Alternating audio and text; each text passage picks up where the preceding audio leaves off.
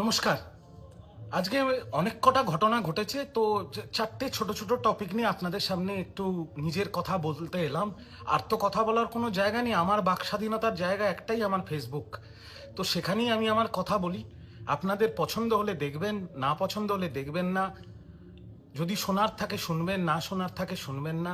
Comment box খোলা আছে, গালাগাল দেওয়ার থাকলে গালাগাল দিতে পারেন, কিন্তু এটাই আমার বাক স্বাধীনতার জায়গা। তাই আমার যা বক্তব্য, যা মনের কথা আমি ফেসবুকেই রাখবো। যদি পছন্দ হয় শেয়ার করে দেবেন, না পছন্দ হয় দেখবেন না। তো আজকে আমি মূলত ছোট ছোট করে চারটে বিষয় নিয়ে কথা বলবো। প্রথম বিষয় ফলতা, দ্বিতীয় মমতা বন্দ্যোপাধ্যায়ের লাইভ, তৃতীয় কাকলি ঘোষ দস্তিদার বারাসাত সাংগঠনিক জেলা সভাপতিত্ব ছেড়ে দিলেন, এবং চতুর্থ গতকাল আমি একটা ভিডিও করেছিলাম, সেখানে আমার কপালে একটা গেরুয়া টিপ ছিল। আমি কি বলেছি না বলেছি সেটা কেউ শোনেনি। গেরুয়া টিপ লাগিয়েছি মানেই আমি বিজেপি। তাই এই গেরুয়া টিপের কি রহস্য, সেটাও এই ভিডিওটার শেষে আপনাদের সামনে আমি সেই বক্তব্য রাখব। তো প্রথম ফলতায় নির্বাচন হলো। যে ফলতা 2 বছর আগে 2024 সালে 1.5 লাখ ভোটে তৃণমূল কংগ্রেস জিতেছিল, আজকে সেই ফলতায় বিজেপি 1 লক্ষ ভোটে জিতেছে, বামফ্রন্ট দ্বিতীয় স্থানে, এবং তৃণমূল কংগ্রেস আর তৃণমূল কংগ্রেসের জাহাঙ্গীর পুষ্পা খান চতুর্থ নম্বরে ছিটকে গেছে। এটার মানেটা কি? এটার মানে আমি যা বুঝতে পারছি, আমার ব্যক্তিগত মতামত, যে মানুষের ভয় কেটে গেছে। আর যে ডায়মন্ড হারবার মডেলের কথা আমরা বলি, তার মানে সেই ডায়মন্ড হারবার মডেলটা তৈরি হয়েছিল দুষ্কৃতী আর দুর্বৃত্তদের ঘাড়ের ওপর, ভয়ের ওপরে দাঁড়িয়েছিল ডায়মন্ড হারবার মডেল। ভয় কেটে গেছে, মানুষ স্বতঃস্ফূর্তভাবে ভোট দিয়েছে, এবং হৈ হৈ করে যে জেতার সে জিতেছে, আর যে হৈ হৈ করে হারার সে হেরেছে। কিন্তু এখানে আমি জাহাঙ্গীরকে বেশি দোষ দেব না। সবাই এখন জাহাঙ্গীর খানকে গালাগাল দিচ্ছে, বাট জাহাঙ্গীর খান ভোটের দুদিন আগে সে নিজেকে প্রত্যাহার করে নিয়েছে। তার বিরুদ্ধে তৃণমূল কংগ্রেস চাইলে তৃণমূল কংগ্রেস ব্যবস্থা নিতেই পারে, কিন্তু জাহাঙ্গীরের দোষ কি? জাহাঙ্গীরের জন্য কি জাহাঙ্গীরের বস প্রচারে এসেছিল? জাহাঙ্গীরের জন্য কি দলনেত্রী প্রচারে গেছিলেন? তৃণমূল কংগ্রেস দল কি জাহাঙ্গীরকে কোনো রকম কোনো প্রোটেকশন দিতে পেরেছে? সেটা আইনি প্রোটেকশন হোক বা সাংগঠনিক প্রোটেকশন হোক, কোনো প্রোটেকশন? তো জাহাঙ্গীর মার খাবে, জাহাঙ্গীরের নামে এফআইআর হবে, জাহাঙ্গীরের হাজতবাস হবে, জাহাঙ্গীর যেটা ঠিক মনে করেছে সেটাই করেছে। কিন্তু জাহাঙ্গীরকে গালাগাল দেওয়ার আগে আমার মনে হয় প্রশ্নটা হওয়া উচিত, জাহাঙ্গীরের বস কোথায় আর ডায়মন্ড হারবার মডেল কোথায়? ডায়মন্ড হারবার মডেল তো ভেঙে চুরমার হয়ে গেল আজকে। এরপরে আর ডায়মন্ড হারবার মডেল বলে কিছু অবশিষ্ট আছে বলে আমার মনে হয় না, কারণ ফলতার রেজাল্ট মানুষের সামনে পুরোটাই পরিষ্কার। দ্বিতীয়, তৃণমূল কংগ্রেসের দলনেত্রী মমতা বন্দ্যোপাধ্যায় আজকে একটি লাইভ করেছেন, তিনি তার বক্তব্য রেখেছেন। আমি দিদিমণিকে নিয়ে কোনো রকম মন্তব্য করব না, আমার সেই দৃষ্টতা নেই। দিদিমণির আন্দোলনের ইতিহাস, দিদিমণির রাজনৈতিক ইতিহাসের সামনে আমার মতো কেউ তার নখের যোগ্য পর্যন্ত নয়। আমি যখন তৃণমূলে ছিলাম, তিনি আমার মাতৃসমা ছিলেন, আমাকে তৃণমূল দল থেকে তাড়িয়ে দিয়েছে। তাও আমি বলবো, আজকের দিনেও মমতা বন্দ্যোপাধ্যায় আমার কাছে মাতৃসমা, তাকে আমি সেই সম্মানটাই দিই। শুধু দুটো কথা বলবো, যদি পুরো 2026-এর বিধানসভাটাই ভোট চুরি হতো, তাহলে তো দেশের স্বরাষ্ট্রমন্ত্রী অমিত শাহ 2021-এ বলেছিলেন আপকি বার 200 পার, তাহলে সেটাও তো নির্বাচন কমিশন ভোট চুরি করে নিতে পারত। সেই ভোটটাও তো নির্বাচন কমিশনার কেন্দ্রীয় বাহিনী দিয়েই হয়েছিল। 2024-এর ভোটও তো নির্বাচন কমিশনার কেন্দ্রীয় বাহিনী দিয়েই হয়েছিল। আর 2024-এর ভোটের গুরুত্ব বিজেপির কাছে অনেক বেশি ছিল, কারণ বিজেপির তখন নিজের ভোট, যেটা দিল্লির ভোটের জন্য সাংসদ সংখ্যা বাড়ানোর দরকার ছিল। তাই পুরোটাই নির্বাচন কমিশনার, সিআরপিএফ আর কেন্দ্রীয় বাহিনী চুরি করে নিয়েছে।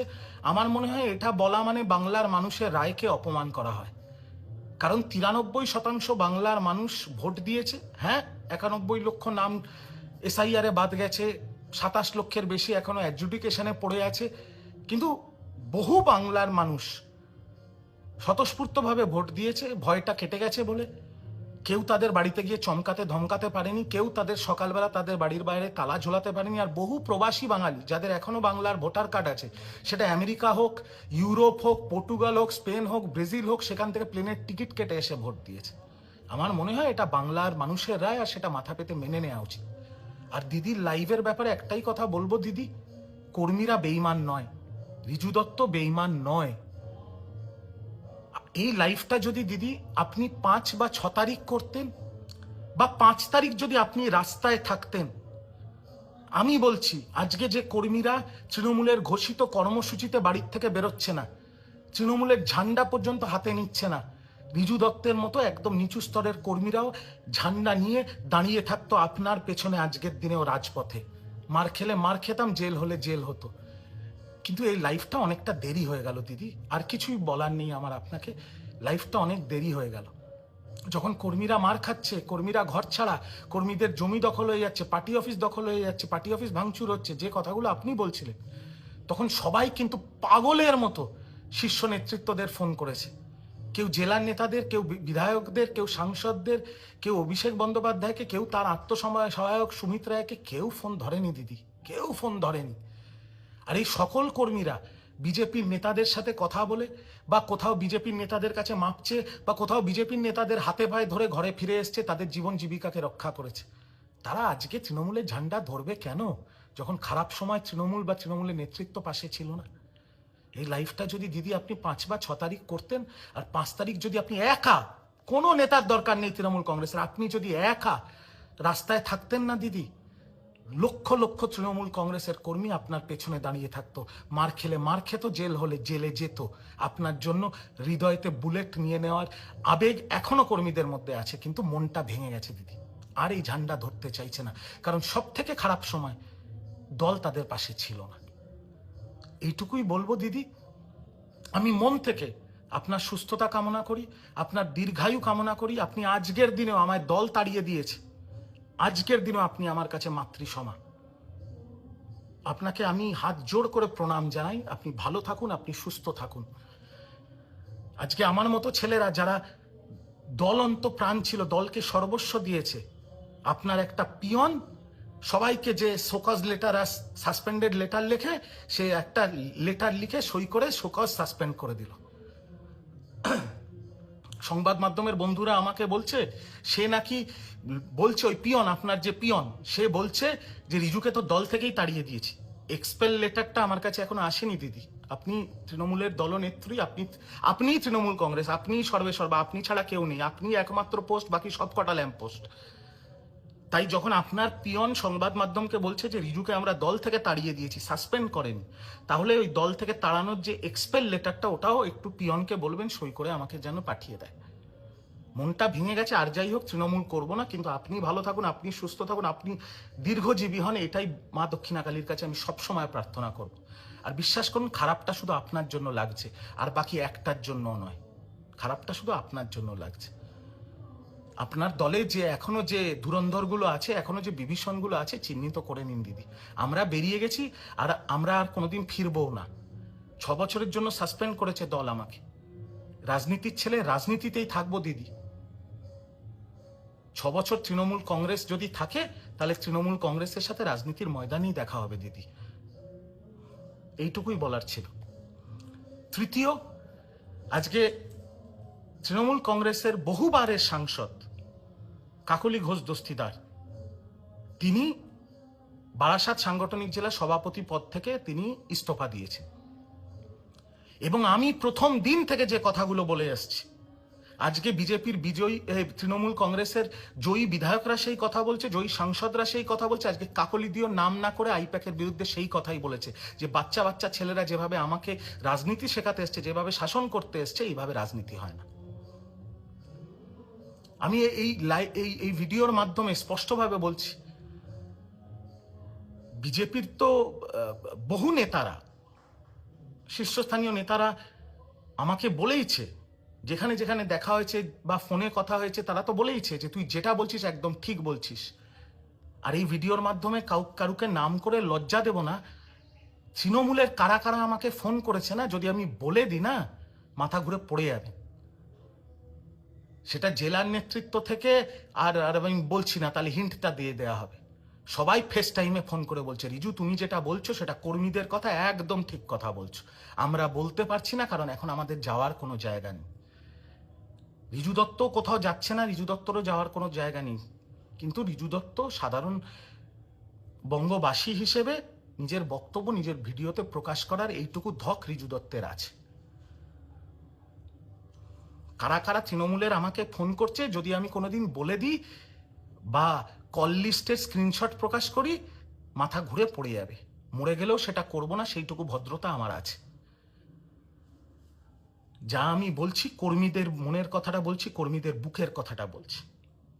আর চতুর্থ পয়েন্ট, ভিডিও দীর্ঘায়ু করব না। গতকালের ভিডিওতে সবাই বলেছিল এই তো গেরুয়া তিলক পরে চলে এসছে, আর ফেসবুকে তৃণমূলীরা গালাগাল দেওয়া শুরু করে দিয়েছিল। আজকে কি তারা কাকলি দিকেও বিজেপির দালাল বলবে, না কাকলি দিকেও গালাগাল দেওয়া শুরু করবে? হ্যাঁ। আর রইল গেরুয়া তিলকের রহস্য। আমি স্পষ্টভাবে বলতে চাই, আমি বঙ্গ সন্তান, আমি গর্বিত বাঙালি, এবং আমার হিন্দু ঘরে জন্মগ্রহণ হয়েছে, আমি গর্বিত হিন্দু। আর কেউ যদি প্রমাণ চান তাহলে কালীঘাট মন্দিরে চলে যাবেন। বিগত 8 বছর ধরে আমি প্রতি সপ্তাহে চেষ্টা করি শনিবার না হলে যে কোনো একটা দিন আমি মা দক্ষিণাকালীর মন্দিরে পুজো দিতে যাই। আপনারা চাইলে কালীঘাট মন্দিরের যে কোনো পুরুত মশাইকে জিজ্ঞেস করে নেবেন। তাই কালীঘাট মন্দিরের টিপ ছিল ওটা। ভিডিওর আগে মুছতে ভুলে গেছি, আর মুছবই বা কেন? আমার কাউকে সার্টিফিকেট দেওয়ার নেই, আমার কারোর থেকে সার্টিফিকেট নেওয়ারও নেই। I am a practising Hindu. আর কিছু মূর্খ ফেসবুকই মূর্খ, যারা নিজেদের শিক্ষাগত যোগ্যতা আর নিজেদের মেধার প্রমাণ দেয় আমার এই গেরুয়া তিলক আর আমাকে বিজেপির দালাল বলে, তাদেরকে বলবো নিজেদের শিক্ষাগত যোগ্যতা, পারিবারিক শিক্ষা বা নিজেদের মেধার এত প্রমাণ দেওয়ার দরকার নেই। তারাপীঠ মায়ের মন্দিরে লাল তিলক পরায়, তার মানে আমি কালকে যদি তারাপীঠ দর্শন করে একটা লাল টিপ পরে একটা ভিডিও করি, তার মানে আমি সিপিএম?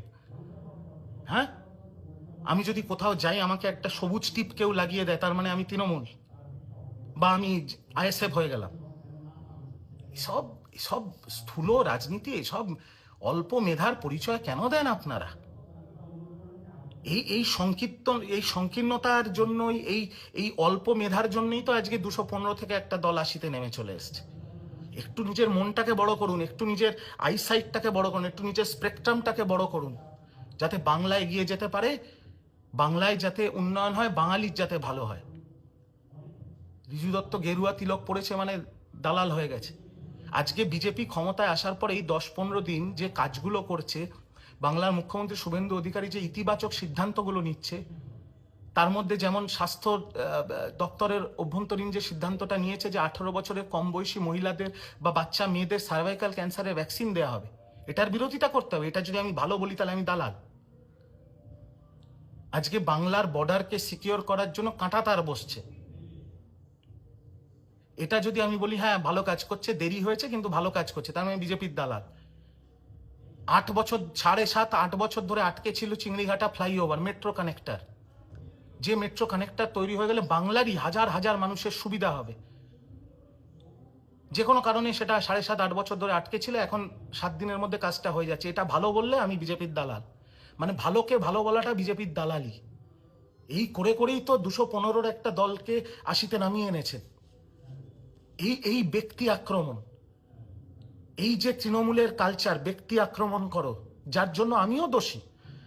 আমিও যখন তৃণমূলে ছিলাম আমিও ব্যক্তি আক্রমণ করেছি।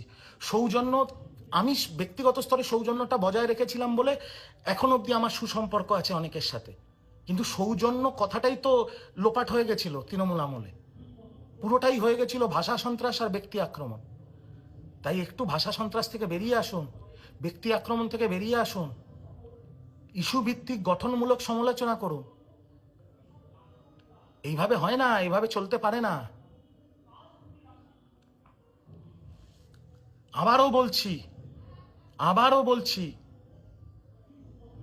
2-2.5 বছর ধরে পুরো দলটা পুলিশ চালাতো আর আইপ্যাক চালাতো বলে এই অবস্থা হয়েছে, নইলে এই এত খারাপ অবস্থা হতো না।